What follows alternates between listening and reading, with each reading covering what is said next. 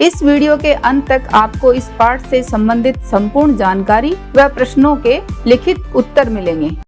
नमस्कार सभी को, हिंदी कला केंद्र में आपका स्वागत है। अगर आप इस चैनल पर नए हैं तो पहले इसको सब्सक्राइब करें व बेल आइकन को दबाना ना भूलें ताकि नए वीडियो का नोटिफिकेशन सबसे पहले आपको मिले।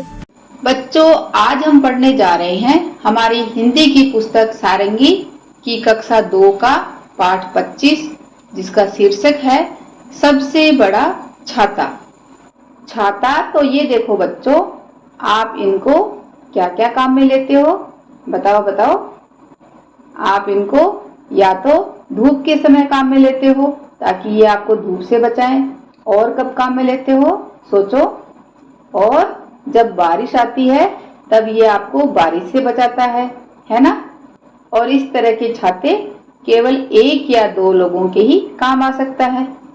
लेकिन बच्चों, अगर कोई बड़ा छाता हो, ये देखो कुछ इस तरह का, तो यह 50-60 लोगों को धूप या बारिश से बचा सकता है ना? और अगर इससे भी बड़ा हो तो ये हजारों लोगों को धूप या बारिश से बचा सकता है ना? तो हमारी आज की इस कहानी में बहुत बड़े छाते की बात की गई है। तो चलिए बच्चों, हम भी इस कहानी को पढ़कर जान लेते हैं कितने बड़े छाते की बात कर रहे हैं। तो हमारी कहानी का नाम ही है सबसे बड़ा छाता। तो सबसे ज्यादा छाता हम बारिश के समय काम में लेते हैं। बारिश, झमाझम बारिश, लगातार बारिश। अगर बच्चों आप मुंबई, केरला, आसाम ऐसी जगहों पर रहने वाले हो तो आपने जरूर देखा होगा कि बारिश, झमाझम बारिश, लगातार बारिश चलती ही रहती है। छत पर झमाझम, घर में टप टप और आंगन में छप छपाक, सब जगह पानी ही पानी हो जाता है। गीला हो गया बिस्तर, अम्मा की साड़ी और दादी का कंबल। बारिश के आने से क्या क्या हुआ? क्या क्या गीला हुआ? बिस्तर गीला हो गया, अम्मा की साड़ी गीली हो गई और दादी का कंबल गीला हो गया। गीला और सर्द हो गया पूरा शहर। जब बारिश आती है तो थोड़ी सी ठंड भी बढ़ जाती है। तो गीला और सर्द हो गया पूरा शहर। लेकिन मेरे पास है छाता। बच्चा कह रहा है कि मेरे पास छाता है, इसलिए मैं गीला नहीं हुआ। छाते के भीतर मैं और सलीम बिल्कुल सूखे और गर्म। तो छाते के अंदर ये दोनों बिल्कुल सूखे और गर्म, यानी बारिश से बचा दिया इस छाते ने। यानी इनको छाते ने बारिश से बचा दिया। मैं छाते में टिल्लू को भी बुलाया। दोनों ने मिलकर किसको बुलाया? टिल्लू को बुलाया। अब टिल्लू बिल्कुल सूखा, अब टिल्लू भी सूखा हो गया। मैं और सलीम कुछ गीले गीले से, अब टिल्लू तो एकदम सूखा हो गया और इन दोनों को दोनों तरफ से बारिश लगने लगी तो ये दोनों थोड़े थोड़े गीले होने लग गए। मैंने दयालु चाचू से बड़ा छत्ता मांग लिया। बच्चे ने क्या किया फिर? दयालु चाचू से बड़ा छत्ता मांगा।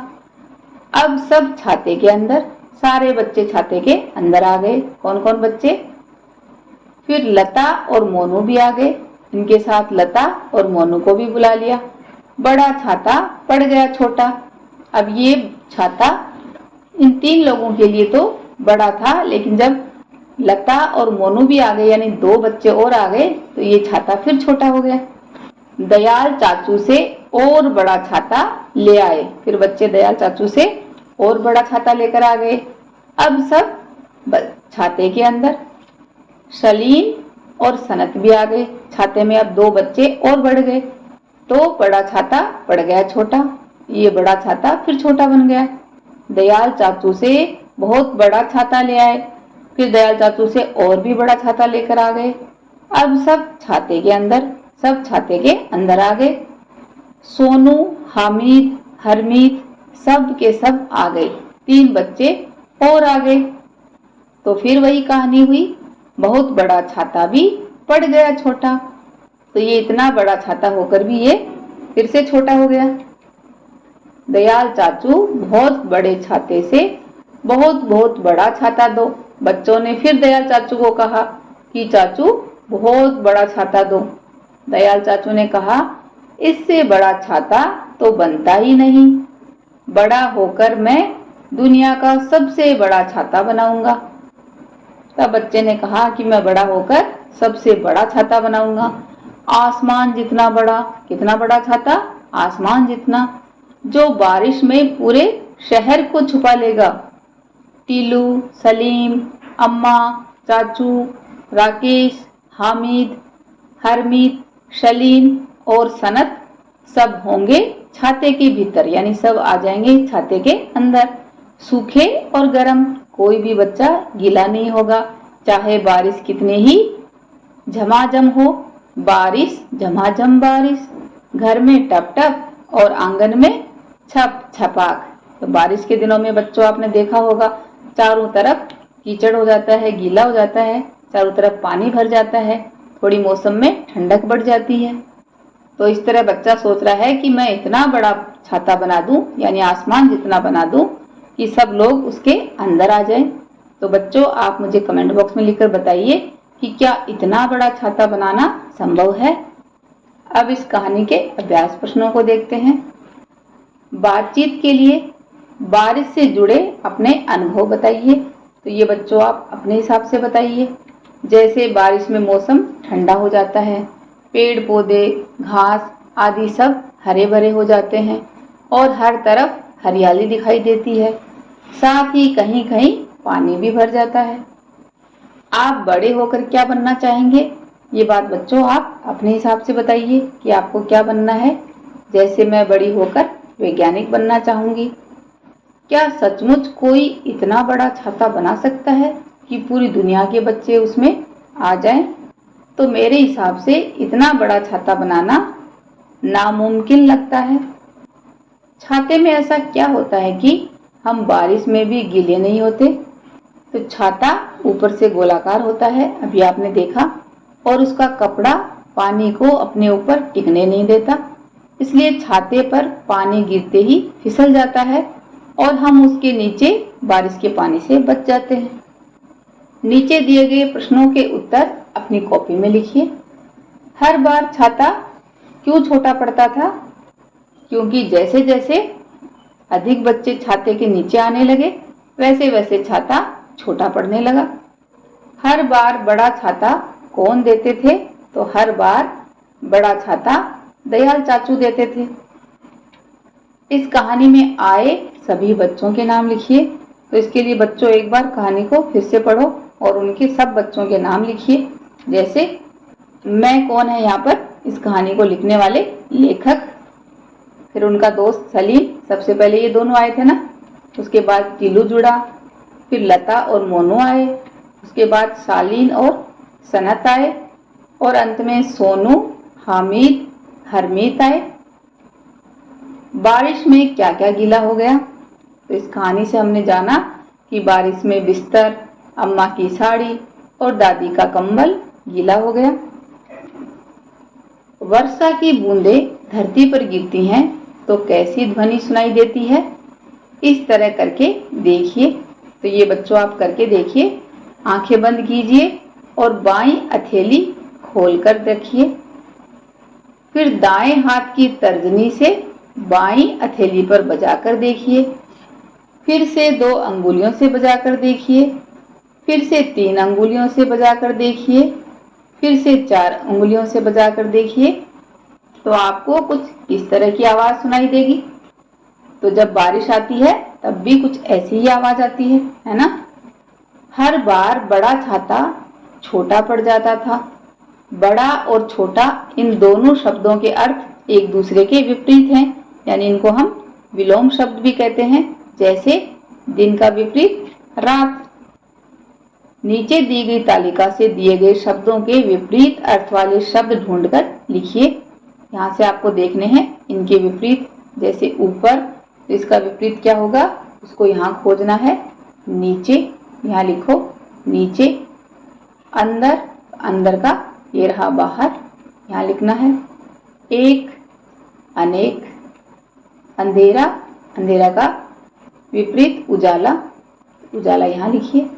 दाएं, दायां का बाएं, रात का दिन, दूर का पास, गीला का सूखा। पढ़िए, समझिए और लिखिए।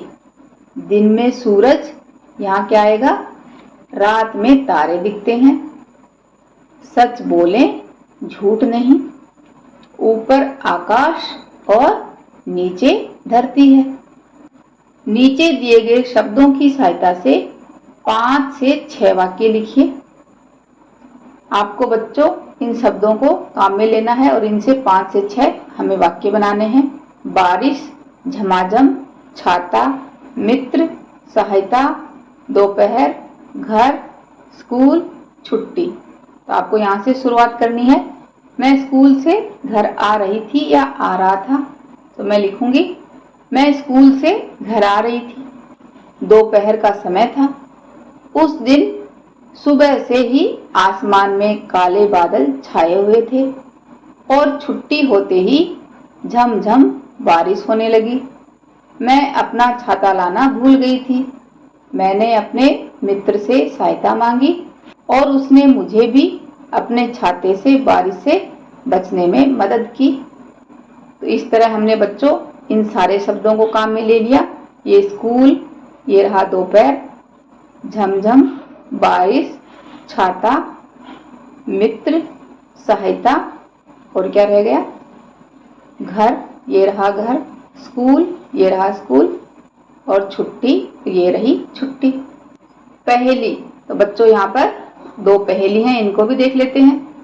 तोते का प्यारा खाना है लेकिन मेरी सीसी है, इसका उत्तर दे सकते हो? ये तो बात जरा सी है। आप क्या खाते हो तब सीसी की आवाज आती है? बताओ। जो तोते का प्यारा खाना भी है, ये तो है मिर्ची।